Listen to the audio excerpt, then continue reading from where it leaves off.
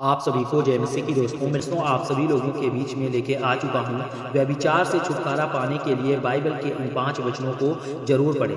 आज हमारे जितने मसीह भाई बहन हैं, आप सभी लोगों से कहना चाहता हूँ कि परमेश्वर का वचन कहता है बहुत से ऐसे मसीह लोग हैं जो अपने जीवन में व्यभिचार से छुटकारा नहीं पाते।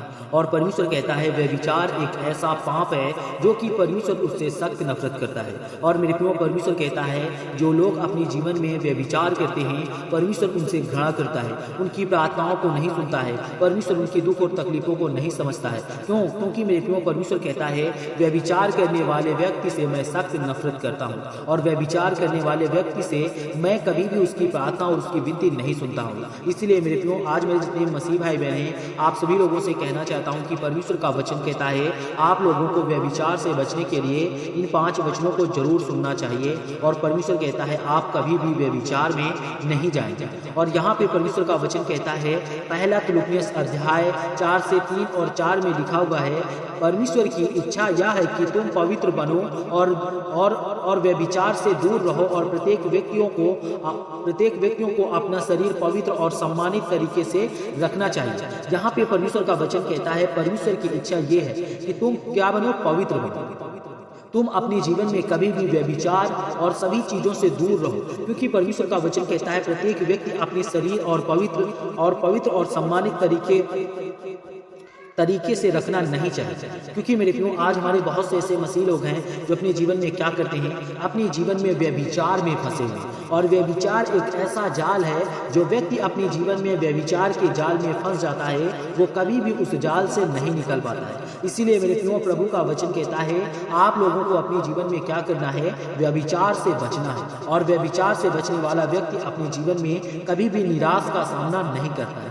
और दूसरे में पढ़ते हैं, यहाँ पे लिखा हुआ है मत्ती की पुस्तक अध्याय 5 से 28 में लिखा हुआ है परंतु मैं तुमसे कहता हूँ कि जो कोई किसी स्त्री को अपनी आंखें से लालच से देखता है तो उसने अपने दिल में पहले ही उसके साथ व्यभिचार कर चुका है। आज बहुत से ऐसे मसीह लोग हैं, आप सभी लोगों से कहना चाहता हूँ कि परमेश्वर का वचन कहता है आप लोग अपने जीवन में अगर बुरी नजर से किसी पराई स्त्री को देखा और देखने के बाद आपके मन में कोई विचार आया तो समझो आप लोगों ने पाप कर लिया। क्योंकि मेरे प्रियो, बहुत से ऐसे मसीह भाई बहन हैं जो अपने जीवन में इस बात से रूबरू होते हैं और वो लोग किसी के पत्नी या किसी की माँ बेटियों पर बुरी नजर डालते हैं। और मेरे प्रियो, परमेश्वर कहता है ऐसा करने वाला व्यक्ति अपने जीवन में क्या करता है, अपने जीवन में व्यभिचार से अपने आप को बर्बाद कर लेता है। और बर्बाद करने वाला व्यक्ति अपने जीवन में परमेश्वर कहता है कभी भी सफल नहीं हो पाता। इसलिए परमेश्वर कहता है आप लोगों को कभी भी व्यभिचार की ओर अपने जीवन को नहीं बढ़ाना चाहिए, क्योंकि व्यभिचार आपको एक ऐसा दलदल में ले जाएगा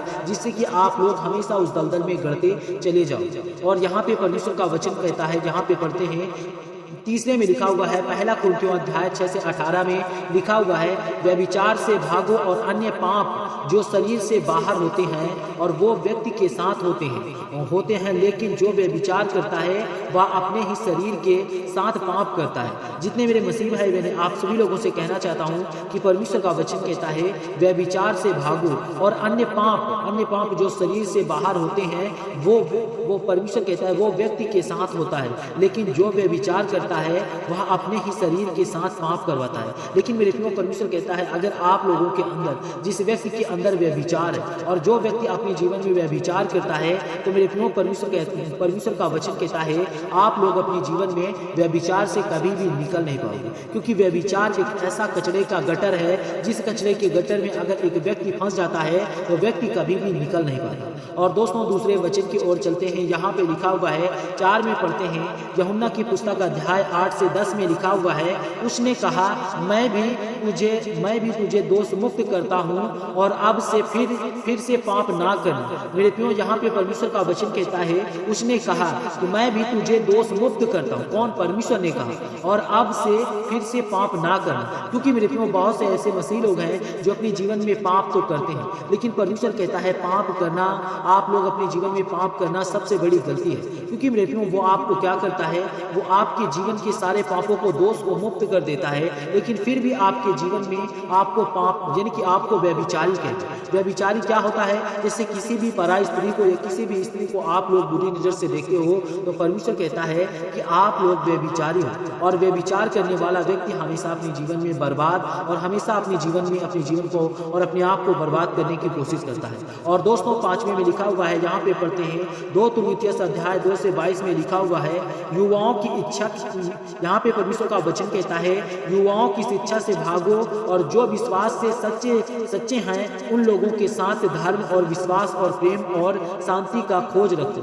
यहाँ पे परमेश्वर का वचन कहता है युवाओं की इच्छा से भागो, यानी युवा जो होते हैं जिनके मन में ये बात बहुत आती है, वो लोग गलत सोचते रहते हैं, लेकिन मेरे प्रिय प्रभु का वचन कहता है आप लोगों को अपने जीवन में क्या करना है? सर्वप्रथम आप लोगों को अपने जीवन में युवाओं की इच्छा से भागो और जो विश्वास में सच्चा है उन लोगों के साथ धर्म, विश्वास और प्रेम और शांति की खोज करो। परमेश्वर कहता है आप अपने जीवन में कभी भी निराश और हताश और आपके जीवन में कभी भी कोई प्रॉब्लम और दुख और तकलीफ नहीं आएगी। तो God bless you all of you. आमीन। नेक्स्ट वीडियो मिलता हूँ दोस्तों।